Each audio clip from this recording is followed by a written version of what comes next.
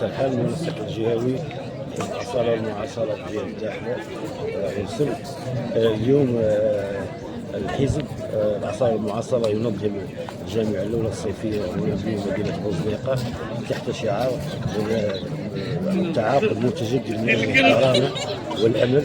وهذا الشعار هو يجسد على روح التأسيس وعلى روح المؤسسين والأوائل للحزب. وحنا كما كتعرفوا كأبناء الأقاليم الجنوبية التحقنا بحزب الأصالة والمعاصرة منذ سنة 2008 يعني منذ التأسيس.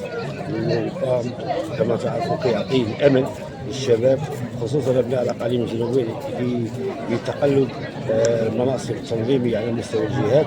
واليوم الحمد لله كانت واحد المشاركة مكثفة من الجهات وجسدت طبيعة نوعية المشاركة سواء من ناحية المرأة الصحراوية ومن ناحية الشباب. واليوم الحمد لله الجامعة اللي كتمتد على 3 أيام تدخل عدة ورشات تنظيمية من أجل تقريب المواطنين بطريقة تدبير الشأن العام وكيفية مساهمة أبناء الأقاليم الجنوبية في العمل السياسي. سليم ممثل عن اقليم أسنصدق حاضرين اليوم بوزنيقة في هذه الايام الشعائيه للجامعه الصيفيه الاولى اللي نظمها حزب الأصالة والمعاصرة باش يجمع مختلف شرائح الشباب من طنجة للقويره في هذا اليوم هذا باش يعطي واحد الدفعه قويه للشباب باش ينخرطوا في العمل السياسي باش يرجعوا يوضعوا ثقتهم في العمل السياسي.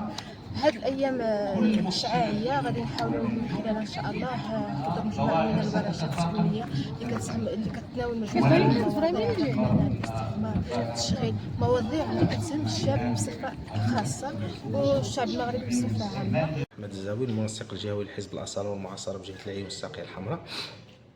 اليوم كنحضروا في الجامعة الصيفية الخاصة بحزب الأصالة والمعاصرة في جامعة بوزنيقة، وكانت فضاء مفتوح للنقاش حول المواضيع الحالية الآنية اللي كتعرفها الساحة الوطنية سياسيا كانت أو اجتماعيا، كتجاوب على تطلعات الشباب ورأي الشباب. ربما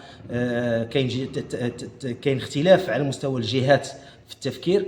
ونزيد نأكد على واحد النقطة، هو أنه حضور أو غياب برلمانيين أو أعضاء مجلس وطني أو أعضاء مكتب سياسي عن هذه الجامعة لا حجة فيه من أجل حضورهم، لأنه الجامعة فضاء مفتوح للمناضلين كيف ما كان نوعهم، بل هي فرصة سانحة للمناضلين الذين ليست لهم صفات تنظيمية على المستوى المركزي. باش يجينا مناضل كيحضر دورات المجلس الوطني دائما وبتنظيم وبانتظام ويعني وبطريقة دورية، خاصة تكون دورات المجلس الوطني.